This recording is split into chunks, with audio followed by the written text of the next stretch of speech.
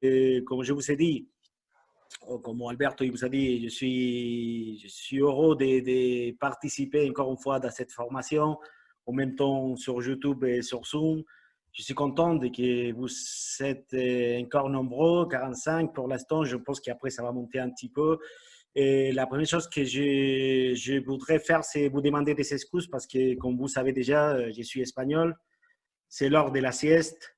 Et alors, c'est compliqué pour moi. Je vais essayer de faire l'effort. Mais non, c'est surtout, je rigole un petit peu. Je vais essayer de faire un petit peu les discours un peu plus doucement que la dernière fois parce que j'ai eu des retours dans la dernière exposition qu'il y avait des mots qui n'arrivaient pas à me suivre parce que je parle trop vite et parce que je parle les français. C'est normal, je maîtrise le français tellement bien que parfois j'oublie que je suis en train de faire un exposé. Je commence à partager mon écran et aujourd'hui, je vous propose les sujets des systèmes 1, 3, 1. Normalement, on les dit les systèmes 3, 1, mais je n'ai pas oublié les gardiens. Les gardiens, il est toujours présent dans les systèmes. C'est pour ça que je mets toujours les 1 au premier, même si dans la fiche, il n'était pas. On va parler aujourd'hui des systèmes 3, 1. OK? Bon, tout d'abord, on va faire une petite contextualisation, comme on a fait la dernière fois dans mon dernière exposition. On avait dit qu'il y a 4 moments ou 4 phases de jeu. Vous la voyez là-bas sur l'écran. Moi, j'en viens faire le plus simple possible pour le transmettre à les joueurs. Je divise comme ça. Si on a le ballon et on a le temps, je considère que ça, c'est la phase de l'attaque placée. Si on a le ballon et on n'a pas le temps, c'est l'attaque rapide ou la contre-attaque. Si on n'a pas le ballon, mais on a le temps pour se réorganiser, c'est la défense placée. Et si on n'a ni les ballons ni les temps, ça, c'est la défense rapide ou la défense de la contre-attaque. Aujourd'hui, on va parler de l'attaque placée. Le système 3-1 appartient à l'attaque placée. Alors, dedans de l'attaque placée de ce système, on va voir aussi 2 moments qu'on va pouvoir travailler différemment. C'est les moments de l'élaboration et les moments de la finition. Je vous expliquerai après comment on va le faire. Je vous allais proposer une façon de faire, de travailler les 2 moments de jeu, les 2 moments de l'élaboration et de la finition du système. Et c'est comme je vous ai dit déjà plusieurs fois, ce n'est pas la vérité absolue, c'est ma vérité. Moi, je travaille toujours comme ça et ça vient marcher. Et alors, si vous voulez l'apprendre, si vous voulez l'apprendre et la modifier, si vous voulez l'adapter à votre équipe, pour moi, ça sera parfait si ça sert à quelqu'un. La méthodologie de travail, une fois qu'on a fait ça, on a divisé le moment des jeux, les phases de jeu en 4. Chaque phase de jeu, il va y avoir des principes génériques qui vont établir ma méthodologie de travail, mon modèle de jeu. Ça, c'est incontournable et sur la réponse à toutes les questions que les joueurs vont nous poser. Et ça sert aussi même pour organiser le système 3-1 qu'aujourd'hui on va voir. Okay? Si on avait dit, je ne sais pas si vous vous rappelez ou si vous étiez présent dans le dernier, on avait vu que dans l'attaque placée, on a des principes, il y a, tout le monde il doit être en constant moment, tout le monde, on doit essayer de donner des appuis de définition le maximal de nombre possible des appuis de définition. On va essayer d'utiliser des fentes, des dédoublements, des blocs pour travailler dans l'attaque placée. On va faire une méthodologie de travail, comme on a parlé, action tactique, moyen tactique, procédure tactique et tactique collective. On va diviser, on va compartimenter, on va décortiquer les jeux pour essayer de voir qu'est-ce qu'il passe dans le jeu réel pour après le transmettre à les joueurs d'une façon progressive et d'une façon plus facile. Alors, vous voyez ici des actions tactiques, moyens, procédures et tactiques collectives. Pour le simplifier, c'est les actions où interviennent un joueur, les moyens, c'est où interviennent la 2, les troisième, c'est où interviennent 3 joueurs, et la quatrième, c'est la tactique collective où interviennent 4 joueurs au plus. Ils vont respecter un peu. Ouais. Bon, comme on a parlé, on parle de système 1-3-1. L'objectif de ce système, c'est avoir ou créer des moments et des modèles de tromperie pour essayer de mentir à la défense adversaire et essayer de trouver une supériorité pour après là, profiter en train d'attaquer les buts. L'objectif fondamental, final, c'est marqué avec les systèmes 3-1. Comme vous voyez sur les dessins, il y a un petit dessin à gauche en train de représenter les systèmes 3-1. On a un gardien en noir, c'est les rôles fixes. Pour moi, il doit avoir un bon relance et un bon jeu avec les pieds. On n'oublie pas qu'on est toujours en train de parler des phases offensives. À ce moment-là, je ne sais pas si le gardien il est bon en train d'arrêter des ballons ou pas, mais ça ne m'intéresse pas. Je suis en train d'attaquer. Okay? On a aussi un nombre de bases fixe. C'est les joueurs plus bas. Vous le voyez représenté en vert. Il doit avoir une bonne vision de jeu, un domaine de timing. Et si c'est possible, une bonne frappe extérieure. Il y a des alliés qui sont, comme on avait dit, ils doivent avoir la capacité de dribbler, la capacité de faire des buts. Il y a des pivots, c'est les pivots plus avancés. C'est un vrai spécialiste de jeu. C'est un rôle vraiment spécialiste.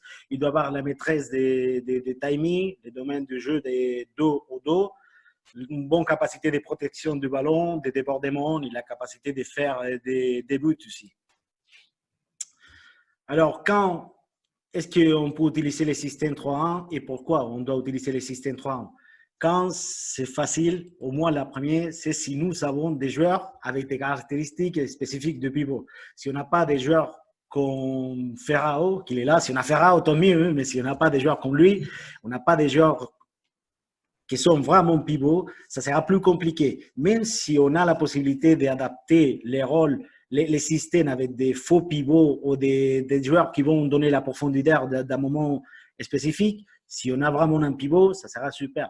Je ne sais pas si vous avez un pivot chez vous, dans votre équipe. Si vous ne l'avez pas, les entraîneurs, il faut les travailler.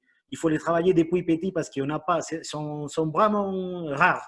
Il y a que les Brésiliens qui monopolisent les rôles de pivot. Ça, je pense que la logique, c'est parce que la raison, c'est parce que là-bas, dans le championnat brésilien, les mesures de son terrain, c'est plus petit. Et alors, c'est plus facile de trouver des spécialistes en train de jouer. C'est comme les terrains de basket, un peu plus grands. Les championnats brésiliens, ils jouent dans son terrain qui n'est pas 40 par 20. C'est pour ça qu'il là-bas, normalement, il y a des pivots qui sortent de temps en temps et qui arrivent à être les meilleurs du monde, comme c'est le cas de Ferrao. Avant, c'était Fernandao, Betao. On a plein de pivots. On a André était pivot aussi, je pense. Alors, quand on peut le faire aussi, on peut le mettre en place contre des fonds qui sont très fermés. On peut le faire pour ouvrir des intervalles, avec la mobilité du pivot, avec les moments qu'ils vont faire en train de chercher les lignes de passe. On va essayer d'ouvrir la zone dangereuse pour essayer de finir. Ou on peut le faire aussi contre des défenses qui sont en train de presser tout d'abord, dans le début. Comme ça, on a un joueur qui va donner la profondeur et on peut éviter, on peut annuler la pression en train de jouer en profondeur avec les pivots, avec les rôles spécifiques. Et pourquoi on va le faire? Les systèmes 3-1, il y a des avantages. Le premier avantage, c'est qu'on a profondeur d'attaque. Vous voyez, il y a 3 joueurs, à 4 joueurs, il y a un joueur qui est toujours en train de donner la profondeur et ça nous permet à notre équipe de jouer toujours vers l'avant. On a aussi la facilité pour la finition. C'est toujours pour la même raison. Il y a un joueur qui a le ballon, il y a 2-3 joueurs qui vont être placés devant les porteurs du ballon et ça me permet de donner des appuis pour finir bien l'action. On a beaucoup de possibilités de passes. Dans cette descente tactique, on a toujours des triangles offensifs qu'on peut en profiter pour ne pas perdre la balle, pour faire des conservations de ballon et à un moment donné, essayer de finir l'action avec la phase ou les moments de finition. Et le dernier raison, c'est parce que c'est un très bon système pour la restructuration défensive après la perte. Ce n'est pas pareil si on joue 4-0, si on perd la balle, il n'y a personne qui donne l'équilibre, il n'y a personne qui est en train de faire la basculation. Mais si on est en train de jouer 3-1, on a toujours 3 lignes offensives qui, une fois qu'on perd la balle, ils vont devenir des lignes défensives. On est déjà placé, ou presque placé. C'est facile. Alors, dedans des systèmes 3-1, on a vu qu'il y avait l'élaboration, les moments d'élaboration et les moments de définition. Comme vous savez, il y a les entraîneurs, ils travaillent différemment l'élaboration et la finition. Et même entre les entraîneurs, nous, on travaille différemment les uns des autres. Moi, perso, dans l'élaboration, comme je vous ai raconté la dernière fois, je donne des conseils, mais je ne donne pas des consignes à les joueurs. Je suis normalement en train de respecter les principes de la phase des jeux d'attaque placée, en train de faire des blocs, des doublements, des coupes en double trajectoire, double vitesse, de faire des triangles défensifs, d'essayer de couper les intervalles avec un joueur qui vient entre les lignes, de finir avec la parallèle. Avec tout ça, on va essayer de les donner des outils, des rotations, des mouvements. Mais normalement, on va faire des mouvements qui sont capables de faire à 2, à 3 et à 4, okay, comme on a vu avant. Je vous montre une petite vidéo d'une équipe qui est en train de faire l'élaboration en 3-1. Et vous voyez qu'ils sont en train de déroter. Il y a un pivot. Ils sont joués avec les pivots. Maintenant, il y a un joueur qui l'a coupé et il prend la place des pivots. Maintenant, à ce moment-là, peut-être qu'il n'y a pas un pivot spécifique et ils sont tous les quatre en train de faire les longs des bases. À chaque fois qu'il touche la balle, il va couper long et il fait la place de pivot. Il y a toujours des rotations. Vous voyez, il y a toujours des contrôles orientés, il y a des passes, il y a des blocs, il y a des dédoublements. Et à un moment donné, ils ont trouvé les décalages avec un 1-2 et ils ont essayé de finir l'action. Ça ne nous concerne pas parce qu'on est en train de parler d'élaboration. Mais maintenant, on va voir quel outil j'essaie de donner à mes joueurs pour apprendre un petit peu, comme on a parlé. Si nous, on montre à les joueurs qu'est-ce qu'ils peuvent faire à chaque fois qu'on a la possession du ballon, eux, ils vont avoir des armes, ils vont avoir des outils pour les mettre en place à chaque fois qu'ils sont en train de jouer. Je vous explique la première rotation. C'est une rotation, je l'appelle la rotation à 3 parce qu'ils sont tous les trois qui sont plus bas, qui vont faire des permutations offensives. Il y a les 5, les joueurs qui font les rôles de pivot spécifiques. Il nous intéresse qu'ils restent normalement le plus proche au danger, à la surface adversaire. Et lui, il ne va pas participer dans les rotations, il va toujours chercher la ligne de passe pour essayer de finir l'action. Je voudrais vous prévenir avant, parce que je vois souvent toutes les équipes, tous les joueurs, tous les entraîneurs qui aiment bien faire des rotations, mais il ne faut pas oublier que la rotation, c'est un moyen, ce n'est pas l'objectif. Alors, je fais des rotations pour trouver les décalages. Si j'arrive à trouver les décalages en 1, 2, 3 mouvements, ou même avec un mouvement individuel, en un contre un, il y a quelqu'un qui gagne les deux et je peux faire la passe filtrante à l'espace, ça y est, on finit de faire la rotation. C'est vrai que c'est joli, tout le monde dit ouais, cette équipe il joue très bien, il a la possession du ballon, mais il ne faut pas mélanger. Ça, c'est l'objectif. L'objectif, c'est trouver les décalages et finir l'action. Je vous montre la première rotation. Vous voyez, l'homme de base, il va faire la passe. Il va bloquer à les joueurs qu'il a reçu, à la marquature des joueurs qu'il a reçu le ballon. Lui conduit vers l'axe. Après, il fait le bloc. Encore une fois, vous voyez, à chaque fois qu'il y a une conduction vers l'axe, les côtés opposés, il essaye de gagner l'espace. À ce moment-là, vous avez vu, les deux, il est en train de conduire vers l'axe. Les trois, il est en train de gagner du terrain, de gagner des mètres. Si à ce moment-là, il arrive à gagner les deux à son adversaire, on arrête de faire la rotation, on met la passe et on finit l'action. Ou même si on est en train de faire la rotation, on a la possibilité de faire la passe au pivot, parce que le pivot, il n'est pas bien marqué, on fait la passe au pivot et on continue à essayer de marquer un but. La deuxième rotation, vous l'avez vu dans la vidéo, c'est la rotation qui faisait le poteau. Maintenant, tous les quatre, ils vont participer de la rotation. Vous voyez, c'est les hommes de base qui coupent. Il va prendre la place du pivot. Les pivots, il va venir dans le côté fort du ballon. Et après, les joueurs, ils rentrent dans l'axe pour devenir à la même descente. Il y a d'équilibre.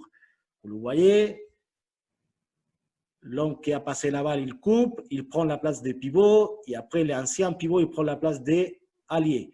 Pareil, c'est important faire toujours des rotations vers l'avant pour gagner des mètres, pour gagner d'espace. Et comme je vous ai dit, à un moment donné, si on arrive à trouver les décalages, on arrête de faire de la rotation et on lance les mécanismes de finition. Une troisième rotation avec ce système, je vous ai dit, normalement, je les montre toutes les rotations à les joueurs et je les laisse improviser encore aussi des rotations. Je leur dis, allez, il faut faire ça, il faut mélanger tous les trois, il faut voir à quoi sert cette rotation, à quoi sert l'autre. À ce moment-là, ça s'appelle la rotation avec faux pivot. ça consiste en faire une permutation offensive entre l'allié qui a le ballon à ce moment-là et les pivots. Comme ça, on va faire douter à l'adversaire. Peut-être qu'il va avoir des changements défensifs, peut-être que non. Et on va en profiter de l'espace que le numéro 3 il va créer avec son coupe. Vous le voyez, en ces rotations, comme ça les semble, les deux, il ne va pas couper. Mais en tout cas, il fait fin, il fait appel contre appel. Et maintenant, les 4, il fait une permutation offensive avec les 3. Pareil, les 5, il fait une permutation offensive avec les pivots. Ça s'appelle faux pivot parce que souvent, les entraîneurs qui sont en pivot dans son effectif, ils vont placer les pivots à la place d'alliés pour après essayer de faire la surprise. Il commence derrière et après, il va essayer de monter pour faire le rôle de pivot. Rotation en tour, c'est la 4e rotation. Ça, c'est très efficace, très effectif si on joue contre défense qui est défense en zone. C'est un peu plus compliqué. Il y a les équipes brésiliennes et les joueurs brésiliens qui la maîtrisent très bien. Je pense qu'ils sont en train de la pratiquer depuis petit. Et vous allez voir, on peut la faire à 3 avec les pivots qui restent loin des rotations offensives, des permutations pour rester le plus proche d'Alger. On peut la faire à 4 avec un pivot qui va rentrer dans les phases de permutation offensive. Ici, on va l'avoir à 4. Vous voyez maintenant, les deux, il va passer la balle à droite ou à gauche. Les alliés opposés, il va venir entre les lignes. En même temps, les pivots, il va venir au côté fort. Et après, on va faire une conduction pour réorganiser les mêmes dessins de début. Vous voyez. Et maintenant, on fait une conduction centrale. Les deux, il fait une coupe en amplitude. Encore une fois, vous le voyez. C'est joli à voir. Hein.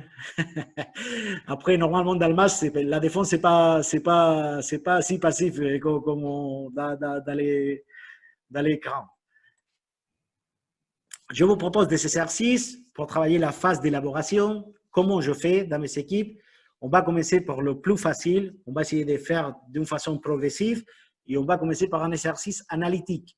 Je vais mettre 3 colonnes avec des ballons au milieu et on va les proposer, on va les dire à les joueurs que chacun il doit faire une rotation différente, sans opposition, et après finir l'action avec un frappe, on passe au deuxième poteau d'une façon libre.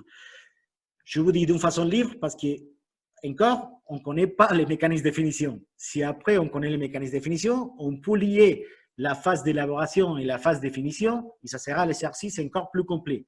Et plus, la progression logique, on est en train de jouer à 3 sans opposition. C'est une fois qu'on a maîtrisé tous les mouvements, on va mettre des défenseurs, un défenseur passif, 2 défenseurs passifs, 3 défenseurs, comme ça, jusqu'à trouver l'égalité numérique. Vous voyez maintenant l'exercice, il fait la rotation à 3, il coupe, il fait le bloc à la marquature des joueurs qui a reçu le ballon.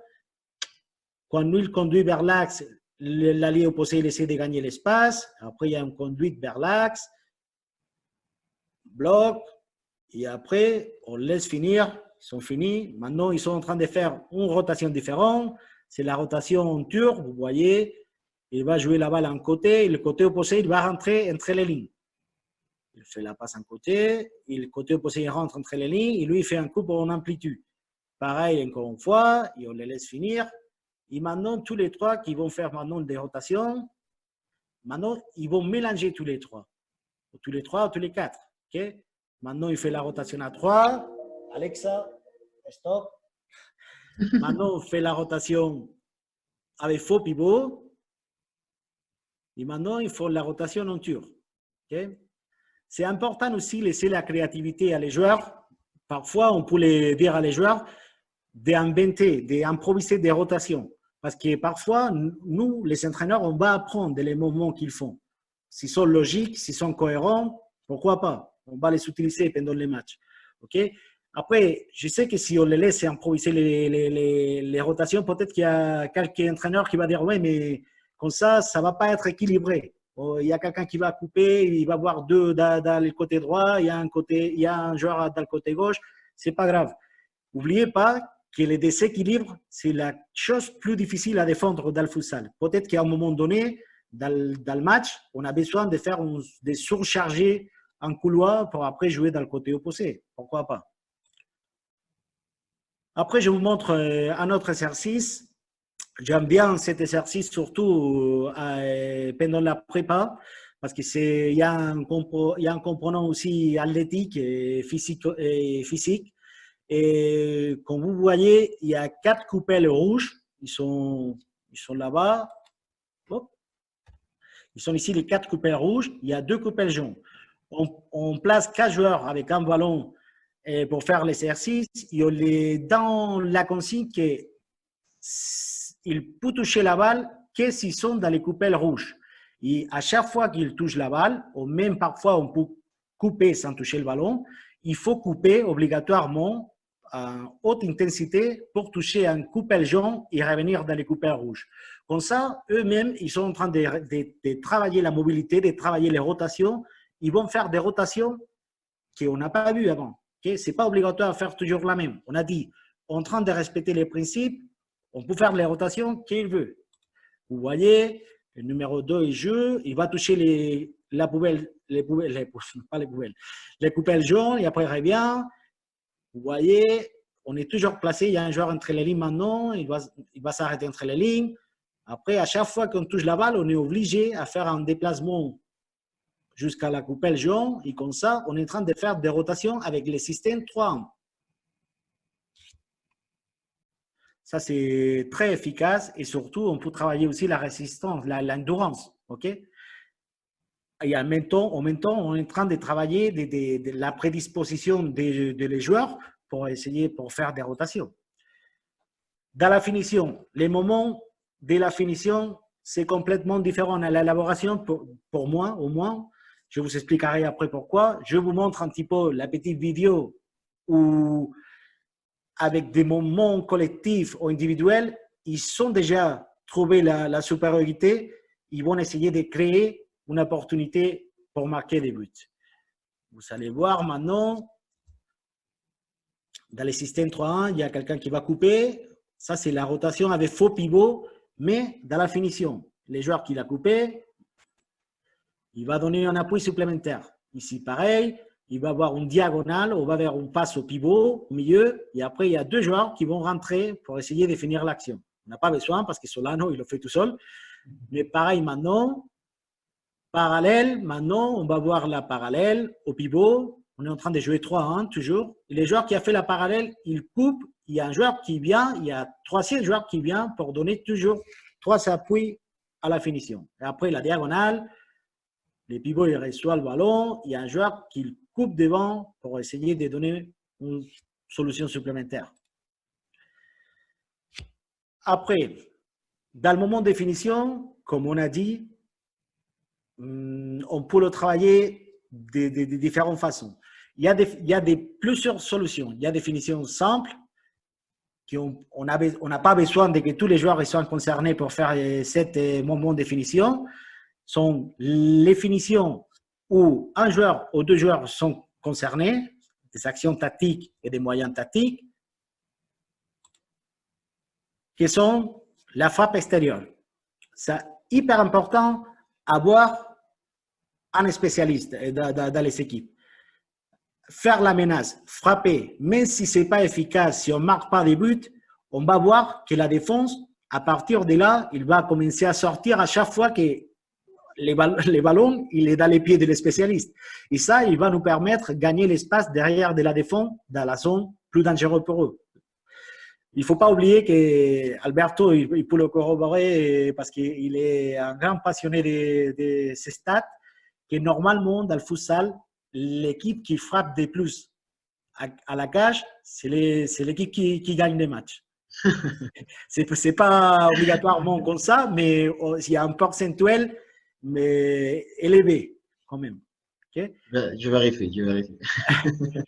La deuxième façon de finition simple, c'est la passe au deuxième poteau. On n'a pas besoin de faire des rotations, de faire des moments de finition coordonnés entre 4.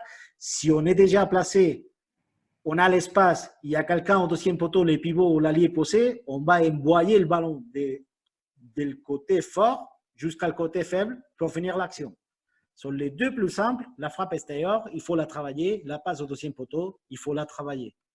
La troisième, c'est combiné. c'est un contre un plus la frappe extérieure ou la passe au deuxième poteau. Je mets un gars là, avant je mets Abdesamad parce que c'est un gros frappeur. Et maintenant, je mets un gars là parce qu'il vraiment il est fort à l'un contre un. Et parfois, si tu as un gars là dans tes équipes, tu n'as pas besoin de faire des moments collectifs, coordonnés. Tu les passes la balle, il va faire le décalage tout seul et après, il va envoyer la passe au deuxième poteau et il va frapper. La quatrième, c'est les blocs ou le mouvement, les dédoublements, les mouvements à deux, plus la frappe extérieure ou la passe au deuxième poteau. Avec un bloc, on va gêner la défense, ils vont douter, on va trouver les décalages. Et une fois qu'on a trouvé les décalages, il n'y a pas besoin de faire plus. Je frappe, je mets le passe au deuxième poteau. Et le cinquième, et pour moi très, très, très important, les moments de dualité. Je ne vais pas les expliquer maintenant parce que je les ai laissés à part. Je suis un grand passionné des moments de dualité. Pour moi, c'est presque imprescindible de travailler ça dans toutes les équipes, dans toutes les catégories, dans tous les âges. Et après, je vous expliquerai un peu plus de façon détaillée qu'est-ce que c'est les moments de dualité et comment on peut les travailler. Et après, il y a des mécanismes de définition. Je les appelle mécanismes de définition où sont concernés 3 ou 4 joueurs. Comme je vous ai dit la dernière fois, pour moi, la finition, je le travaille de façon différente à l'élaboration. Avant, je donnais des conseils. Maintenant, je donne des consignes. Je donne des mouvements préétablis. L'explication, c'est facile. On a moins de temps, on a moins d'espace, il y en a plus de pression, on a plus de stress. Alors, si j'arrive à les donner déjà avant de matchs, les solutions, les possibles solutions à mes joueurs, lui, il va être dans une position de confort dans le match. Ça, c'est comme pour mettre un exemple, comme on commence à conduire. Hein, à chaque fois qu'on commence à conduire, pour faire les changements des marches, nous, on doit réfléchir, qu'est-ce qu'on fait? Si on met la première, la deuxième, la troisième. Une fois qu'on a fait 20, 30, 40, 50, 60 fois ça, on va les automatiser, on va les faire sans réfléchir. C'est pour ça que moi, j'aime bien faire des moments collectifs préétablis. Comme ça, les joueurs, ils vont déjà s'habituer à faire ça. Il y a toujours les mêmes moments. Et après, les porteurs de ballon, ils vont choisir la meilleure option pour finir bien l'action. Ça ne veut pas dire que je vais limiter la créativité ou la prise de décision de mon joueur. Je laisse toujours décider à les joueurs qui a la balle. Mais les autres joueurs qui ne sont pas le ballon, ils vont les donner toutes les opportunités pour finir de la meilleure façon possible. Je les donne des outils. Et comme je vous ai dit, ce sont des moments préétablis pour les donner les maximum de possibilités aux porteurs du ballon de faire les meilleurs choix. Alors, on a dit, on a l'élaboration, on fait des rotations, on fait des moments, on arrive à trouver les décalages. Et une fois qu'on a trouvé les décalages, on va lancer les mécanismes de définition qu'on a déjà accordés avec l'équipe. Moi, dans mes équipes, je travaille plusieurs mécanismes de définition. À chaque fois qu'il y a une action, il y a un mécanisme de définition après la parallèle, parce que je considère que là-bas, on peut lancer déjà un mécanisme de définition. Il y a un mécanisme de définition après la diagonale, il y a un mécanisme de définition après le 1-2, il y a un mécanisme de définition après de la passe au pivot. On va voir les mécanismes de définition après la parallèle. Ils sont toujours en train de respecter les principes de l'attaque placée. Il y a toujours des blocs, des dédoublements, des contrôles orientés. Il y a des appuis maximales pour la finition. Vous allez voir. Vous voyez, le numéro 2, il va jouer avec les 3. Il va couper. Il en profite pour faire la parallèle. Et maintenant, le numéro 3, il va couper pour donner une solution au premier poteau. Et les joueurs qui étaient plus loin, les 4, ils viennent pour demander la talonnade. Et comme ça, il va donner encore un appui supplémentaire. Comme ça, on a toujours 4 solutions pour finir. La frappe, la passe au deuxième poteau, la passe à les joueurs qui les plaçaient au premier poteau. Et si toutes ces options ils sont fermées, on a la possibilité de demander la talonnade pour ouvrir de nouvelles lignes de passe ou nouvelles lignes de frappe. On voit les mécanismes après la diagonale. C'est pareil, mais maintenant, vous voyez, il y a un moment de diagonale, les nouveaux pivots, il va recevoir la balle, et après, les joueurs qui sont les plus proches, il va couper pour donner un appui au premier poteau. Les joueurs qui étaient dans le côté opposé, il va au deuxième poteau. Les joueurs qui a fait la passe, il vient pour demander la talonnade. Après le 2, maintenant on fait la même chose, mais vous verrez maintenant les joueurs numéro 3, il va presser un autre joueur en train de fermer la parallèle. Alors, on va les proposer à les joueurs une solution différente, que c'est l'1-2. Je reviens, je fais l'1-2 avec les joueurs, et maintenant il y a quelqu'un qui va au deuxième poteau. Maintenant c'est différent. Les joueurs qui a fait l'1-2, ils viennent à demander la talonnade, et les joueurs qui étaient plus loin, parce qu'il n'a pas le temps de venir à demander la talonnade, il va venir dans l'axe. Mécanisme avec après la passe au pivot dans l'axe. Moi, dans les principes de définition, j'ai un principe qui dit qu'à chaque fois qu'on passe au pivot, les joueurs qui a fait la passe et les joueurs qui sont dans le côté opposé, il doit donner des appuis de définition. Ici, vous allez voir, il y a les deux qui vont ils vont se croiser, et une fois que le pivot il va faire le décalage à droite, il va venir derrière les joueurs qui reçoivent la balle pour donner au nouveau une solution supplémentaire. Vous voyez, je suis toujours centré en avoir les maximales appuis de définition dans toutes les actions. Alors, une question qu'on se fait souvent, les entraîneurs, et que parfois les joueurs, ils nous demandent aussi. Et parfois, ils sont en train de faire des rotations, l'élaboration, mais ils n'arrivent pas à comprendre les moments qu'il faut lancer les mécanismes de définition. Ce n'est pas facile. Hein. À travers de l'expérience comme entraîneur et à travers de la connaissance de jeu, j'arrivais à la conclusion que si on se trouve dans cette situation qu'on voit dans l'écran, soit la première, soit la deuxième, on a la situation idéale pour lancer des mécanismes. C'est facile. Je vous explique pourquoi. Parce que comme ça, on a l'amplitude. Vous voyez, on est en train de couper toute la largeur du terrain. On a aussi la profondeur. Il y a un pivot qui est en train de donner la profondeur. Alors, si on a l'amplitude et on a la profondeur, la défense, il ne peut pas s'en occuper de tout. On dit souvent que le futsal, la tactique dans le futsal, c'est comme une couverture. Si nous, on fait avec la couverture comme ça, on va laisser les pieds à l'air, mais si on met la couverture au pied, on va laisser la tête à l'air. On ne peut pas tout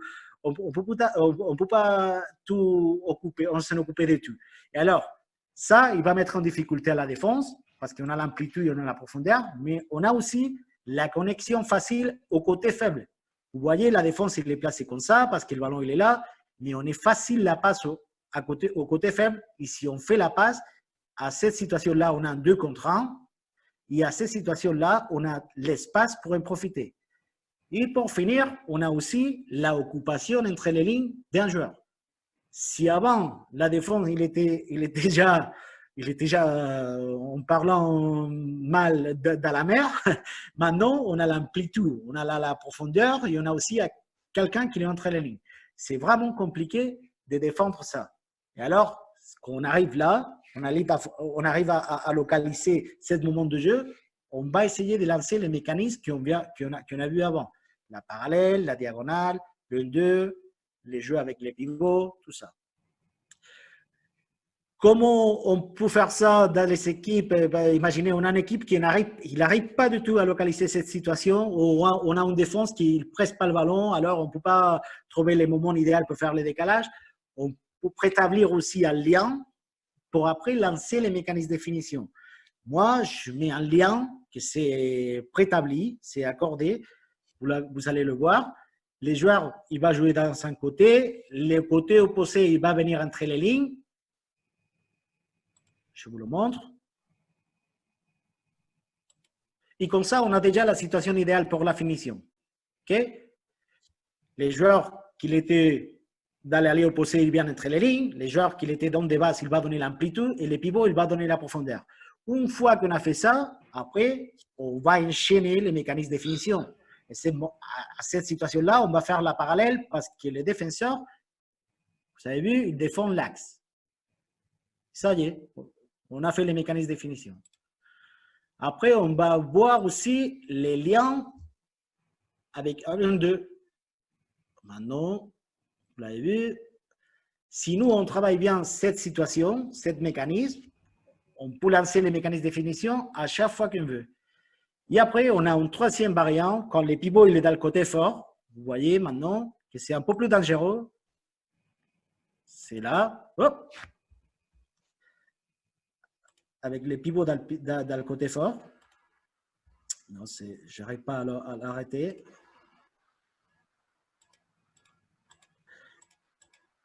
Vous voyez, maintenant le pivot il est dans ce côté, dans le côté fort. Les joueurs qui l'étaient opposés, ils viennent entre les lignes. Et maintenant, on va le dire à les joueurs qu'il ne faut pas donner l'amplitude, sinon il faut donner aussi la profondeur.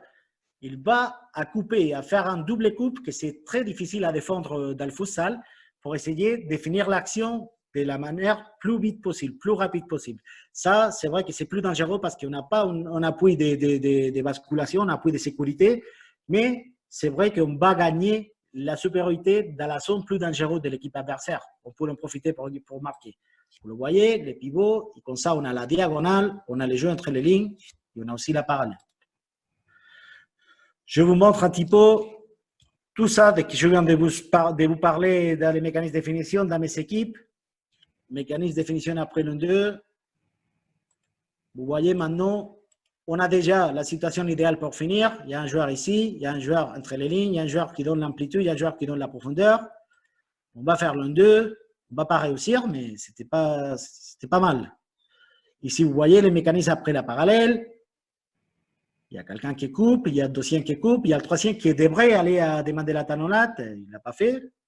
Pareil, il fait la parallèle, il va couper, il y a quelqu'un déjà placé sur le deuxième poteau. Et les joueurs qui étaient dans l'axe, il va venir à demander la talonnade. Dans ce cas, il va frapper, il va marquer. Mécanisme encore une fois après la parallèle, vous voyez que c'est... Et encore une fois, vous voyez la situation idéale pour finir. Un joueur qui va recevoir la balle, un joueur qui est entre les lignes, un joueur qui donne l'amplitude et un joueur qui va faire la place, qui va prendre la place de pivot. Et une fois qu'on a fait ça, on va en profiter l'espace qu'il est en train de laisser les pivots en train de gagner la profondeur. Et les joueurs entre les lignes, il va demander la parallèle. Et une fois qu'on a demandé la parallèle, on commence les mécanismes de finition. Lui, il va venir à donner un appui supplémentaire au premier poteau. Et lui, il devrait y aller à la frappe ou à la talonnade. Vous voyez, c'est lui qui a coupé, qui va finir l'action. Ici, vous voyez les liens en direct, pas en direct, mais dans le terrain. Lui, il va marquer les liens. Les joueurs, ils marquent les liens. Il va jouer à 3. Les joueurs, ils commencent déjà à rentrer entre les lignes. Lui, il va gagner l'amplitude. Et comme ça, on a déjà la situation idéale pour finir. Et on voit que les défenseurs, ils ferment l'axe. Alors, ils laissent ouvert la parallèle. On lance la parallèle. Et on met les mécanismes de finition après la parallèle.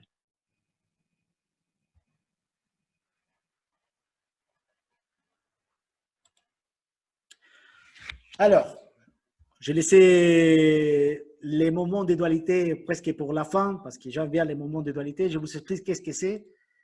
C'est la séquence des moments consécutifs des deux joueurs dans un espace réduit et normalement dans les couloirs. OK? Je ne sais pas si vous avez vu, normalement, les équipes qui jouent 4-0, mais les équipes qui jouent 3-1, ils vont se rapprocher long des bases avec l'allié droit. Ils vont faire des passes consécutives et des moments consécutifs pour garder la balle. Pourquoi le font? Ils le font toujours pour attirer la défense. Soit pour attirer la défense et après inverser la balle dans le côté faible. Quand la défense il est placé comme nous voulons. Soit pour attirer la défense pour après chercher la passe au pivot, ou soit pour attirer la défense pour après finir pour les moyens de eux-mêmes. On peut finir de 3 façons. Alors, on va classer les dualités de 2 façons différentes. Les dualités pour conserver la balle, pour étirer la défense. Je vais faire des passes, des blocs, des dédoublements avec un coéquipier pour essayer de que la défense se rapproche le maximum possible à moi. Et une fois qu'ils sont proches, on va essayer de finir l'action. Comment on peut finir l'action? Soit on fait la passe à côté faible, soit on fait la passe au pivot, ou soit on fait des dualités de finition. Je vous montre les dualités. Les dualités de conservation, bloc. Je fais la passe, je bloque et je reviens tout de suite. Je fais un passe, je bloque, je reviens tout de suite. dédoublement, je fais la passe, je fais un dédoublement, je reviens tout de suite parce que je dois toujours être option de passe. Je suis en train de tirer la défense. Vous voyez que la défense, il est à chaque fois appel contre appel. Je gagne l'espace, mais je reviens. Je gagne l'espace, mais je reviens. On est toujours en train de garder la balle et on est toujours en train de tirer la défense. De faire la défense, c'est rapprocher au ballon. Pour après, jouer dans le côté opposé, jouer avec les pivots ou utiliser des mécanismes pour finir l'action avec les deux mêmes. Les mécanismes pour finir l'action, on commence pour les plus faciles. Une fois qu'on a tiré la défense, qu'on a fait des blocs, des dédoublements, des appels contre appels, les premiers, c'est des primaires.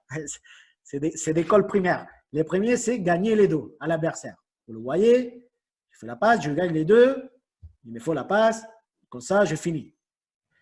Les deuxièmes, c'est la parallèle. Une fois qu'on a tiré la défense, on fait la parallèle et on coupe. En deux, si le défenseur il défend en train de presser vers l'axe, la diagonale, je fais la passe, diagonale, et après on fait le mécanisme de finition. Et le dernier, il y a un moment de finition pour trouver au pivot. Je fais la passe, je fais semblant d'y aller, je me rapproche, et après je vais trouver une nouvelle ligne de passe pour jouer avec les pivots. Qu'est-ce qu'on peut proposer à les joueurs pour apprendre les systèmes 3-1? On va commencer pour faire des exercices, pour développer les moyens et les procédures tactiques. Vous voyez, il y a sur la moitié du terrain, un 2 contre 2 avec des gardiens et un pivot dans les coins, un pivot dans chaque coin. Okay? Il y a 2 pivots bleus et 2 pivots rouges.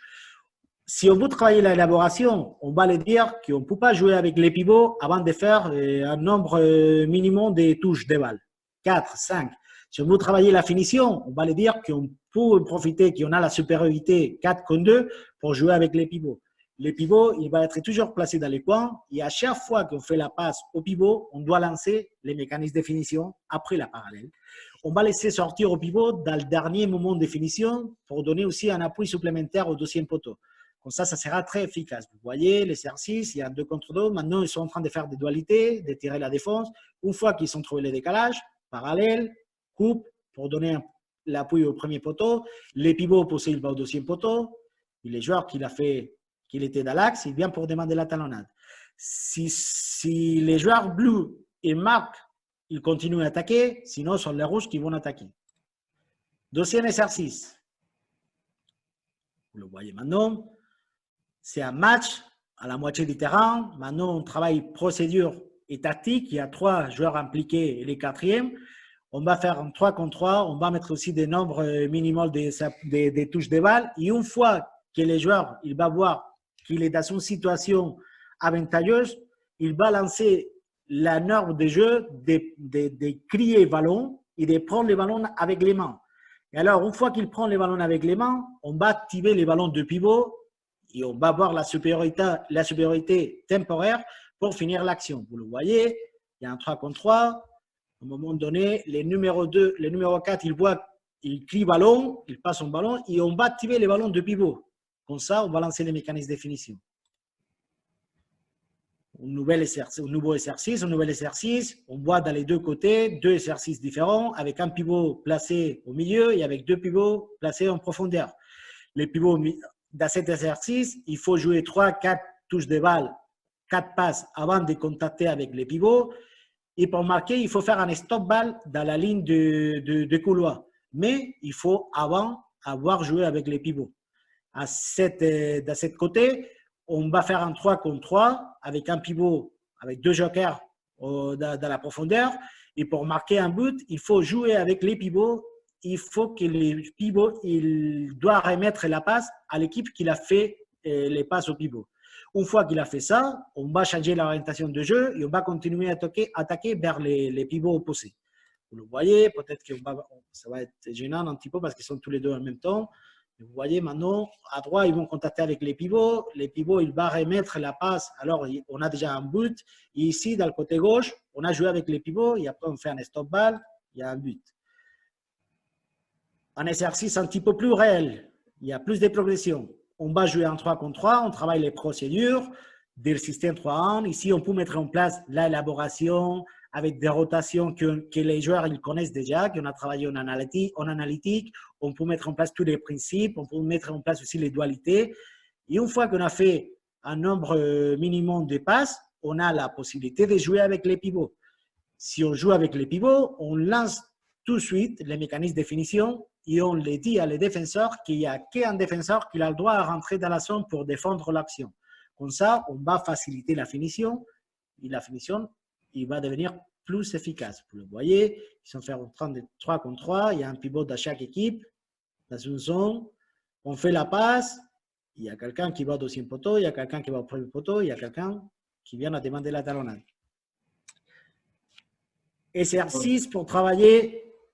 On nous demande, Rafa, si favorisez-vous la participation d'un gardien volant dans ce type d'exercice? C'est la question maintenant pour que ce soit plus clair pour voir quel sujet.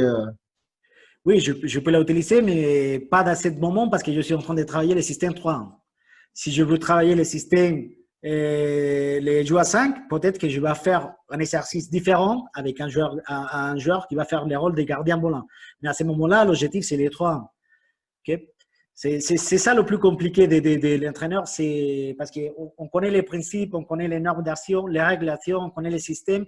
Maintenant, il faut trouver des exercices, des actions, des moyens, des procédures pour essayer de transmettre tout ça à les joueurs.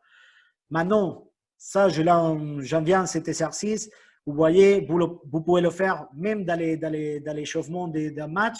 Il y a 2 colons, il y a un ballon, mais il y a 3 joueurs qui vont intervenir. Il y a un joueur qui fait la passe. Les joueurs opposés, il va faire un contrôle orienté vers l'axe. Et maintenant, il y a 3 qui vont lancer les mécanismes de finition. Ils sont lancés les mécanismes après la parallèle. Okay. Maintenant, ils vont lancer les mécanismes après l'1-2. Ça, je le fais tous les matchs. Avant de commencer les matchs, c'est un exercice d'échauffement parce que comme ça, les joueurs ils vont rappeler les mécanismes préétablis sans défense. Après, si je vois qu'ils maîtrisent bien l'exercice, je les mets la défense. Et surtout parce que je travaille aussi les gardiens. Les gardiens, il est toujours en train d'arrêter des ballons. Ici, on voit la progression. On va mettre un défenseur qui, lui, il va fermer. Comme ça, on va essayer de faire devenir les joueurs plus intelligents. On va les dire de fermer la première ligne de pression et on va les dire de fermer parfois les côtés et parfois l'axe. Comme ça, les joueurs qui ont le ballon, il doit décider s'il va demander la parallèle ou s'il va demander l'1-2. Vous voyez, le numéro 6, il est en train de défendre. On fait les mêmes mouvements qu'avant. Il conduit, il va vers l'axe. Maintenant, le numéro 6, il est en train de presser en fermant l'axe. Alors, c'est obligé, on va lancer la parallèle. Les joueurs, ils doivent lire ça. Maintenant, le numéro 6, il va défendre en fermant les couloirs. Alors, le numéro 2, il doit lire ça et donner la solution de l'1-2. Et pour finir cet exercice, on met un dernier défenseur. Comme ça, on va faire encore plus intelligent les choix des bons joueurs. Vous avez vu, maintenant, lui, il est en train de fermer l'axe. Alors, il va jouer la parallèle. Mais maintenant, les joueurs qu'il est là, il peut choisir s'il va fermer la frappe ou s'il va fermer la passe au deuxième poteau. Et alors, lui, il doit aussi faire une prise de décision très vite pour choisir la meilleure option. À ce moment-là, il est en train de fermer la frappe. Il a fait les bons choix. Maintenant, vous allez voir, les 6, il va presser en fermant les couloirs. Les 2, il va faire le 2. Et maintenant, les 5, il va fermer la passe au deuxième poteau. Alors, les 5, il va frapper. Je pense que c'est le dernier, ou presque. C'est l'avant-dernier. Ça, je l'utilise souvent aussi. J'aime trop cet exercice. Je vous recommande de le copier si vous voulez. C'est pas moi. Je l'ai vu à l'ami Pato, l'entraîneur de Rivera de Navarra. C'est vrai que les joueurs ils doivent être très coordonnés pour faire bien l'exercice. Mais une fois qu'ils maîtrisent l'exercice, c'est super. Parce qu'ils vont travailler tous les mécanismes de finition. Et à la fois, ils vont enchaîner aussi une situation différente où vont faire la défense des 2 contre 1. Je vous montre un petit peu les premiers. Vous voyez, c'est la même chose, mais maintenant, il y a 2 colonnes qui vont initier au même temps la passe. Hop, papa. Ils vont commencer l'exercice en même temps. Okay. il fait la passe, il va demander la parallèle. Et une fois, maintenant ils sont demandés l'un-deux. Et une fois qu'ils sont demandés l'un-deux, les derniers joueurs qui touchent la balle, il va passer à faire les défenseurs de l'équipe qui vient vers sa cage. Il fait la passe, il laisse l'action offensive, il devient un défenseur pour faire les 2 contre 1. Vous allez le voir ici. Maintenant, ils vont le faire avec la parallèle. Ils font les mécanismes de définition tous les deux ensemble. Maintenant, ils vont faire la parallèle. Et les joueurs qui font la parallèle, ils deviennent automatiquement les défenseurs. Il va défendre en 2 contre 1. Il n'intervient pas dans l'attaque. Une fois qu'il fait la passe, il devient défenseur. Et comme ça, on est en train de travailler les mécanismes de définition et on est en train de travailler aussi les 2 contre 1. Et ici, on va faire la même chose, mais avec les liens. Vous voyez, il y a un joueur qui va jouer d'un côté, et le côté opposé, il rentre dans l'as, entre les lignes. Et maintenant, il va faire l'un-deux. Et une fois qu'il fait l'un-deux, qu'il touche la balle, il devient défenseur pour défendre les 2 contre 1 dans sa cage.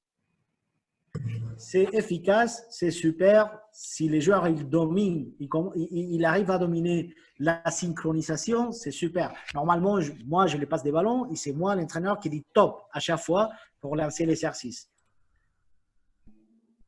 Et maintenant, oui, c'est le dernier. Comme ça, je laisse parler aussi à Lucas. On va faire un exercice que c'est un match normal, sauf qu'on va mettre des normes, des règles pour essayer de favoriser toujours les systèmes 3-1. On voit, il y a délimité un espace où les pivots il doit être toujours présent. À chaque fois que notre équipe a le ballon, on doit essayer de garder les systèmes. Et à chaque fois qu'on récupère la balle, pour essayer de favoriser les jeux ou l'attaque positionnée de l'attaque et pas la contre-attaque, on est obligé à jouer avec notre gardien. Comme ça, la défense, il a le temps de se replacer et nous, on a le temps de se replacer offensivement. Je vous montre. Vous voyez, les bleus ils sont en train d'attaquer, ils sont en train de faire le système 3-1. Il y a un pivot. On va perdre la balle et à ce moment-là, il y a un rouge qui doit faire les rôles de pivot. On fait la passe au gardien et on recommence. Okay? C'est bon?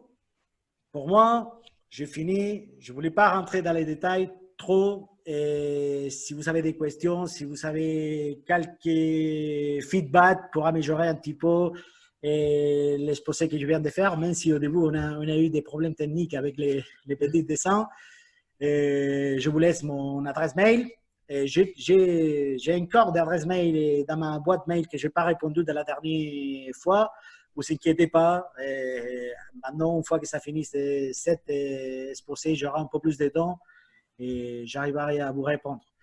Je laisse départager mon écran et je te donne la parole, Alberto, des modérateurs. Donc, d'abord, je m'excuse pour ce qui est arrivé au début. Des fois, en tant qu'entraîneur, tu peux parler maths et en première minute, tu prends un penalty, un carton rouge pour ton défenseur principal et il faut s'adapter. On est revenu dans les scores, on va dire. Mais j'espère que ça se passera bien tout le reste de la formation. C'est bien, j'aime bien jouer dans la difficulté. Je suis habitué, j'ai toujours entraîné à des équipes qui sont toujours en train de jouer un petit peu avec les tableaux bas. Ça c'est pas. Et aussi, comme c'était la première fois de YouTube et on savait que ça allait pas être tout parfait, comme je l'avais mis en mode que même les enfants ils pouvaient les voir, je viens de voir qu'on n'a pas l'option d'avoir des chats sur YouTube parce que le contenu est créé pour des enfants aussi. Bon, on verra pour la prochaine fois. On sera désolé pour les enfants la prochaine fois. Mais bon, si vous êtes sur YouTube et vous avez des questions, n'hésitez pas à rentrer sur Zoom, il y a encore la place, ou à me poser les questions sur Messenger, ou si vous avez mon numéro sur WhatsApp, aussi, il n'y a pas de souci. Et j'ai 3 questions, et à la fin, on va faire encore des questions. La première question, c'était quelle importance tu donnerais à la dualité dans tes entraînements, un mouvement de dualité, et combien de temps à peu près est-ce que tu l'entraînes? Bon, Ça me plaît que tu me fais cette question, Alberto. Bonne question. Moi, c'est vrai que les entraîneurs, normalement, on est fixé, on est sur la tactique collective. Tout le monde, il veut démontrer qu'il connaît des rotations, des systèmes à 3, à 4. Mais pour moi, c'est encore plus important de la base. Moi, je travaille tous les jours, tous les séances, les moments de dualité. J'essaie de trouver des exercices différents pour avoir un petit peu de diversité dans les entraînements. Mais normalement, je travaille les deux contre deux en espace réduit, tous les séances. Soit en train de chercher la finition, soit en train de chercher la conservation des balles. En plus, parce que c'est ludique, c'est super pour les joueurs. Il y a un petit exercice que je vous recommande. Je ne sais pas si vous l'avez fait, c'est compétitif. Si tu as 12 joueurs dans ton effectif, tu fais des équipes de 2 contre 2 et tu divises les terrains 2 contre 2, 2 contre 2 et 2 contre 2. Et tu fais la première division, la deuxième division et la troisième division. Espace réduit, 2 contre 2, c'est obligatoire, presser à les porteurs de ballon et comme ça, il va y avoir des dualités, c'est sûr, parce que si tu as un espace réduit, il y a deux défenseurs qui sont en train de te gêner, tu es obligé à faire des blocs, des dédoublements, des appels contre appels, des tirs la défense, c'est super. Et à la fin, quand ils vont passer 2-3 minutes, parce que c'est un exercice assez intense, tu vas siffler, tu dis, allez, c'est bon, on arrête les jeux. Les joueurs qui l'ont gagné, il va monter des catégories, des divisions. Les joueurs qui l'ont perdu, il va descendre. Okay? C'est le bordel. C'est pire que la compétition. Hein. Les joueurs sont en train de faire les 2 contre 2, ils se font des fautes, ils se tirent de maillot. Tout le monde, il veut finir en première division. C'est compétitif. Ils sont en train de faire. On a le petit souci que parfois, il y a des matchs nuls. Moi, je fais ciseaux, papier et cailloux pour voir c'est qui monte et c'est qui descend. Mais c'est super, c'est super. Je le travaille, en train de répondre à ta question, je le travaille tous les jours parce que c'est parfait pour après l'appliquer au jeu réel. En plus, pas pour les systèmes 3-1, pour les systèmes 4-0, c'est primordial. Et même pour la condition physique, hein, tu es en train de travailler d'une façon anaérobique. Ça marche. Bonne question, bonne réponse. Et on nous demande aussi comment les pivots peut-il ouvrir une défense fermée? Bon, ça, il faudrait le demander à André, qu'il était pivot. Mais si tu vois qu'il y a une défense très fermée, si tu vas en train de basculer offensivement dans le côté fort ou dans le côté faible, tu vas étirer ton défenseur. Si tu étires ton défenseur vers toi, normalement, tu vas ouvrir des nouvelles lignes de passe. Alors, si je suis les pivots, peut-être que je vais décider si le ballon il est dans le côté droit, je vais y aller dans le côté gauche. Comme ça, l'homme de base, qui normalement il doit rester avec moi, il va douter. Peut-être qu'il va venir avec moi. S'il vient avec moi, j'ai créé déjà un espace pour en profiter l'un contre un dans le couloir avec les joueurs qui ont le ballon. Par contre, si je vais dans le côté fort, je vais essayer de créer l'un contre un, les 2 contre 1. Je vais faire une supériorité numérique 2 contre 1 parce que normalement, l'homme de base, il ne va pas venir à côté de moi. Je vais avoir le temps de réagir. Ça, c'est avec les moments spécifiques de pivot. Si tu viens entre les lignes, si tu vas dans le côté fort, si tu vas dans le côté faible, normalement, tu vas faire de la défense, tu vas faire ouvrir la défense un petit peu et on va pouvoir trouver les intervalles. Peut-être que les pivots, il ne va pas laisser profiter, mais peut-être qu'il y a quelqu'un qui va rentrer, qui va en profiter les espaces qu'il a créés les pivots. Il y a encore une question. Il nous demandait dans les premières rotations qui a montré des 3, il disait c'est pas un risque la rotation à 3 quand les deux, c'est lui qui va recevoir la balle. Il conduit face à la défenseur numéro 2 de l'autre équipe. Je ne sais pas si tu veux mettre encore Oui. Bien sûr, c'est un risque. Mais je ne sais pas si vous vous rappelez les principes offensifs de la défense, de l'attaque placée. Et pour moi, j'aime bien que les joueurs qui ont le ballon, ce soit les derniers joueurs. Moi, j'ai confiance dans mes joueurs. Après, c'est vrai que parfois, on peut pas faire ça. Hein. C'est vrai que c'est toujours un risque, mais il faut faire des choix. Après, je vous dis, il faut pas prendre l'exposer comme une vérité absolue. Moi, dans mes équipes, je ne vais pas faire 3 fois consécutive la rotation à 3. Je vais mélanger. Peut-être que je vais faire la rotation avec faux pivot. Comme ça, on a déjà un joueur qui est déjà placé homme de base. Et après, je vais faire la rotation à 3. Comme ça, on a déjà fait reculer la défense. Il y a moins de risques. Okay? C'est vrai que c'est toujours un risque si on fait la conduite vers l'axe. Mais si on joue en anticipation, si le joueur il connaît déjà qu'est-ce qu'il va faire son coéquipier, s'il fait, surtout, s'il fait un contrôle orienté, il a déjà la supériorité, il a déjà l'avantage. Si tu fais un contrôle orienté, le joueur il va pas te prendre. Alors, tu as le temps pour jouer dans le côté opposé et continuer après à couper, ou tu as le temps pour jouer au pivot. C'est vrai que c'est un risque, mais c'est mon risque. Je choisis les risques. Une dernière question et le reste, on le laissera pour la fin. Il y a ici un tel Kevin Ramirez, je pense qu'on le connaît, qui demande, au milieu de terrain, tu conseilles au pivot des joueurs devant ou derrière les défenseurs? Ça dépend de la défense. Parce que les défenseurs, c'est Kevin Ramirez. Ouais, ça dépend de la défense. Comme il a dit, si c'est une défense, j'imagine que quand il dit au milieu du terrain, et il veut dire avec une défense qui défend sur la moitié du terrain. Non? J'imagine. En tout cas, je les réponds tous les deux. Si la défense, il presse à 3/4, c'est clair que c'est mieux jouer en anticipation, en avançant, avoir des lignes de passe, toujours ouvertes. Ça ne veut pas dire que d'abord, je vais me cacher derrière des joueurs qui est en train de me marquer pour après faire des appels contre appels, défendre, pour apparaître dans la place qu'il ne s'attend pas.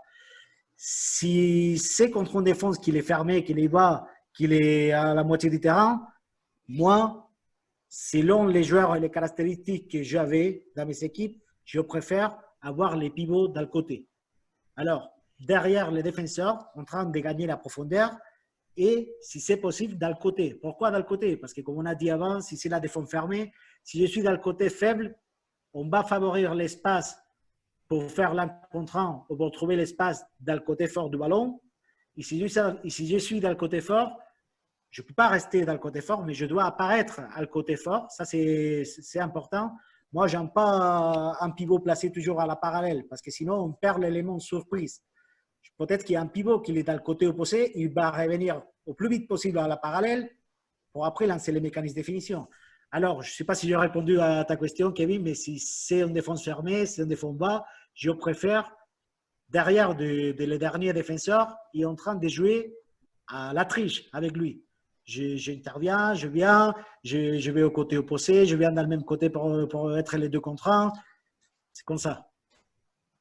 D'accord. Merci, Rafa. Je garde encore tes questions. Lucas? J'ai une question pour Rafa. Ah, d'accord. Une dernière, encore une fois, Rafa. Tout d'abord, félicitations pour l'exposé qui était vraiment très complet et vraiment super. Je pense que tu m'as mis la pression là. Ma question c'est au niveau de la balance défensive, quelle importance en apportes-tu? Et est-ce que tu désignes par rapport au mouvement un joueur qui se trouve, qui s'occupera de la balance défensive en cas de perte de balle? Ouais. Bon, comme je vous ai dit, pour moi, la balance défensive ou l'équilibre, il doit aussi faire partie des appuis de finition. C'est un choix. Il y a des entraîneurs qui le disent de pas collaborer ou de pas jouer les derniers moments de la finition. Mais pour moi, c'est un choix. Je préfère avoir les maximales nombre des appuis de finition pour bien finir l'action, même si comme ça, je prends un petit risque. Ce n'est pas un vrai risque parce que pour moi, les joueurs qui, à chaque fois qu'on lance les mécanismes de finition, ils viennent à demander la talonnade, lui, il est en train de donner d'équilibre. C'est vrai qu'il est un petit peu, il n'est pas axial, il est déplacé dans le côté, mais il est à 106 mètres de ballon. Je pense qu'il a le temps de revenir. Alors, je fais un petit, je discrimine un petit peu. Je vais voir les stimules qu'il y a et je vais discriminer la balance défensive à la place de l'efficacité offensive. Je ne sais pas si c'est bon ou si ce n'est pas bon. Je suis Oui, sûr oui. qu'il y a des entraîneurs qui ne sont pas d'accord avec moi, notamment Venancio. Je me rappelle, j'ai discuté avec Venancio. Et Venancio il disait qu'on devait laisser toujours un joueur derrière au cas où on perd la balle. Et moi, je le disais que si j'avais dans mes équipes à Fernandao, comme il avait à Fernandao, je disais que pour moi, il n'y avait pas besoin de laisser un joueur derrière. Fernandao, il ne va pas perdre la balle. Mais ça dépend des contextes, ça dépend des résultats aussi. À la fin, on est arrivé à un accord tous les deux et on a dit, OK, on va faire comme ça. Si on doit prendre des risques parce qu'on est en train de perdre, parce qu'on doit gagner, parce qu'on est pressé pour la situation, on va faire comme je dis, on va favoriser la finalisation avant de les balances. Et si on ne doit pas prendre des risques, on ne va pas finir avec 4 joueurs, on va finir avec 3. Et le quatrième, il va rester en place pour réorganiser la défense si on perd la balle. Et moi, j'étais d'accord. Je lui ai dit, OK, c'est bon, tu as raison. Il n'y a pas de vérité absolue. Et pour moi, comme je vous ai dit la dernière fois, les mots ou la phrase que je donne plus souvent à les joueurs et à les entraîneurs, à les collègues qui me demandent, c'est ça dépend. Ça dépend. Ça dépend des scores, ça dépend des résultats, ça dépend de l'équipe adversaire, ça dépend de plusieurs facteurs. Ok. Merci, Rafa. Merci à toi. Et Venancio a toujours raison. Ah ouais, bien sûr.